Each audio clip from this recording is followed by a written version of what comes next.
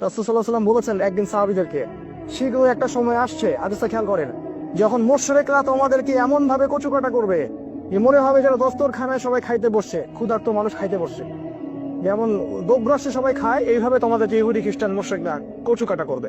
সাহাবায়ে কেরাম অবাক হয়ে বললেন, আমরা কি সংখ্যায় কম হব ইয়া রাসূলুল্লাহ? আমরা কি ওই দিন সংখ্যায় কম হব? তিনি বলেছেন, না, তোমরা সংখ্যায় কম হবে না, তোমরা হবে আবর্জনার মতো, সমুদ্রের ফেরার মতো, কিন্তু আবর্জনার মতো।